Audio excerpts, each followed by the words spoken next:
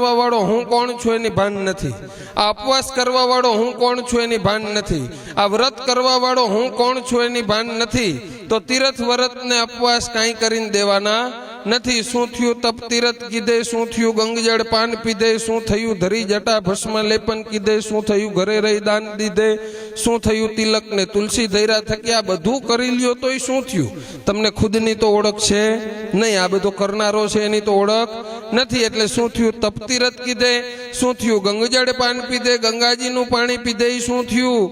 અને ગંગાજીનું પાણી પીધે જો પવિત્ર થવાતું હોય તો આપણે કોક દીક વારો આવે ગંગાજીએ જવાનો, કારણ કે 1000-1200 કિલોમીટર થાય ને। આપણે કોક દીક વારો આવે ગંગાજીએ જવાનો, પણ પહેલો વિચાર કરો કે ગંગાજીની આજુબાજુમાં જેટલા ગામ છે, જેટલા શહેર છે, જેટલા સિટી છે, એ બધા રોજ ગંગાજીનું જ પાણી પીએ, નાય ગંગાજીના પાણીએ, અને ધરાય ત્યાં સુધી બધા ગંગાજીનું જ પાણી પીવે છે।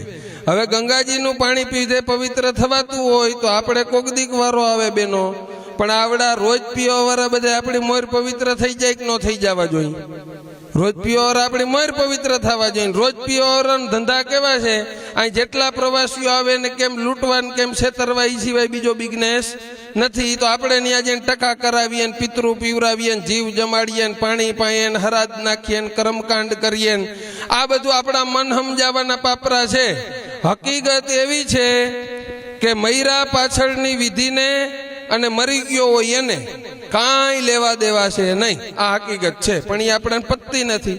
હકીકત એ છે કે મૈરા પાછળની વિધિને મરી ગયો હોય એને કાંઈ લેવા દેવા નથી। ક્યાંય પાણીની ટીપુય રડે એમ નથી, કોઈ કોરીઓય ખાય એમ નથી, કોઈના હરાદે કોઈ ખાય એમ નથી, કોઈ પાણી પીવાય આવે એમ નથી। એક જણો હવારમાં ઊભો સૂર્ય નમસ્કાર ગંગાજીને પાણી રેડતો હતો, અને એ દરમિયાન કબીર સાહેબ જોઈ ગયા એટલે પાસે જઈને મેંડામાં પાણીની ઝાલકું ઉડાડવા કાંઠે। એટલે ઓલો કે ભાઈ શું કરત? કબીર કે ભાઈ સામે કાંઠે મારી ઝૂંપડી હરગે ને અહીંથી ઝાલકું મારીને ઠારું છું। ઓલો કે સામે કાંઠે તારી ઝૂંપડી હરગે અહીંથી ઝાલકું મારે ઠરે ને અહીંથી પાણી ત્યાં પૂગે? તો પછી કબીર કે આ બાપ હો ગાવ સેટો બેઠો ત્યાં તાર ટીપુય પૂગે? કોઈ ટીપુય પીવાનું નથી, કોઈનો કોરિયો ખાય એમ નથી, કોઈના હરાદે કોઈ ખાય એમ નથી। કબીર સાહેબને એકવાર સાધક અવસ્થામાં હતા ને એને કીધું, પાત્ર આપ્યું તમે ચોખા લઈ આવો ગામમાંથી, આપણે આજ હરાદ નાખવાના છે। એટલે કબીર સાહેબ ગયા ચોખા લેવા ગયા ને પાદરમાં પૂગ્યા ને એટલે ત્યાં એક બળદ મૃત્યુ પામેલો જોઈ ગયા પાદરમાં।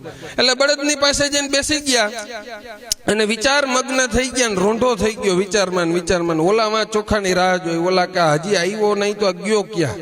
એટલે રોંઢો થયો એટલે આવડા ગોતવા નીકળ્યા કા ગયો ક્યાં? બરોબર પાદરમાં પહોંચ્યા એટલે કબીર સાહેબ બળદની સામે બેઠેલા, એટલે એની પાસે જઈને પૂછ્યું કે ક્યાં છે ચોખા? મેં તમને ચોખા લેવા મોકલ્યા હતા ને તમે અહીં બેઠા છો? કબીર કે ભાઈ હું નીકળો તો ચોખા લેવા જ, પણ એક વિચારમાં એ મગ્ન થઈ ગયો અને આયના એ રોંઢો થઈ ગયો।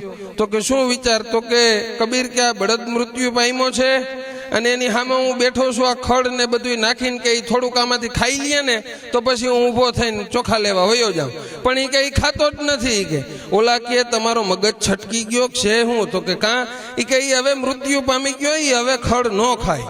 ઓલા કે હું એ વિચાર કરું છું કબીર કે આ હમણાં જ મર્યો છે, આનું મરણ તાજું છે, આનું શરીરે હામું પડ્યું છે, અને જો આ ખડમાંથી તૈણું ન ભાંગતો હોય તો મને વિચાર ઈ આવે છે કે તમારા ઓલા કેદુના મરી ગયા આ ચોખા કેમ ખાય? એટલે ક્યાંય કોઈના હરાદે કોઈ ખાય એમ નથી। શ્રાદ્ધ સરાવતા બહોત જુગ વયા ગયા, મુવા પછી મુખ નહીં જોતા, આવ્યા પુરુષને આદર નહીં દેતા, ને હવે મુએ બાપ કો ક્યું રોતા। કોઈ હરાદ ખાવાય આવે એમ નથી। જીવતા મા બાપ ને હાચવો, સાસુ સસરાની સેવા કરો, અને જીવતા માત પિતા વડીલોની સેવા કરો, એ સાચું છે। ને ખવડાવો, પીવડાવો, નવડાવો, ધોવડાવો, હારાએ રાખો। આ બધું પાછળ જગ દેખાડાના ધંધા છે, અને આપણા મનના વસવસા પૂરા કરવાના ઠેકાણા છે। અને ઘણાઈને શું છે વસવસો રહી ગયો હોય, આ હકીકત છે, ઘણાઈને વસવસો રહી ગયો હોય કે ડોહીમાને જરાક વેણ કવેણ બોલાઈ ગયા હતા, ડોહલને જરાક ઠો ઠપચી થઈ ગઈ હતી, એટલે હવે એ વસવસામાં એને નિંદર રાતે ન આવતી હોય ને બીકનો માર્યો આમથી આમ પડખા ફરતો હોય, એના કોઈક સલાહ દે કે તું કરતો હોય ગંગાજીએ જઈને, તો એ અહીંયા ફૂલ પધરાવા જાય ને કર્મકાંડ ને બધું કરે। પણ હું ગેરંટી લઉં છું કોઈ લેતું હોય કે ના લેવું, હું તમારી ગેરંટી લઉં, તમે જો જીવતા તમારા મા બાપને, સાસુ સસરાને, વડીલોને હાચવી લ્યો, ખવડાવી લ્યો, પીવરાવી લ્યો, તો ક્યાંય તમારે ગંગાજીએ જવાની જરૂર નથી ને હરાજ નાખવાની એ જરૂર નથી અને ક્યાંય કોઈને પાણી પીવરાવવાની એ જરૂર નથી. પણ આ જીવતા કરી લ્યો તો, બાકી નકર વાહવામાં પડખા ફેરવવા સિવાય બીજું કઈ થાય નહીં. એટલે અને હું ત્યાં સુધી કહું કે મૈરા પછી કોઈના વખાણ કરવા કે અમારા મા બાપ આવા હતા ને અમારા સાસુ સસરા આવા હતા ને અમારા ગઈઠિયા આવા હતા, એ મૈરા પછી કોકના ભારિયું બાંધીને વખાણ કરવા એના કરતા આપણા વડીલોના જીવતા હોય તો જો 2 વખાણ કરી લઈને તો એ 2 વર્ષ વધારે જીવી જાય, એ 2 વર્ષ વધારે જીવી જાય. પણ આ જીવતા આપણને કઈ જાણ નથી. એને મૈરા પછી આપણે આખું જગ દેખાડાને ધંધા કરીએ, આ બધું કઈ સત્ય નથી. જીવતા ખવડાવો, પીવડાવો, સેવા કરવો, હાચવો, એ બધું સત્ય છે. એટલે આપણે ત્યાં પાલનપીરની જે વાત કરી ને એના બીજા એક વેદમાં એવું કીધું છે કે માતા બેઠા ન જાવું ગંગ, પિતા બેઠા ન પૂજવી શિવની લિંગ, અને ઘરના ધણીને છોડીને જે નારી જાત્રાએ જાય, પાલણ ભણે ધર્મીઓ નારી વરવાંગડ થાય. ક્યાંય જવાની જરૂર નથી, આ બેઠા ત્યાં સુધી.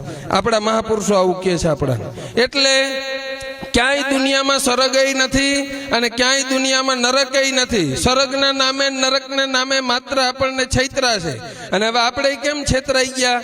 જો એક બગલો હતો ને વૃદ્ધ થઈ ગયો, બગલો ગઢો થઈ ગયો, બગલાને વિચાર આવ્યો કે હવે શરીરમાં શક્તિ છે નહીં, હવે ખોરાક કેમ પકડવો, માછલા કેમ પકડવા?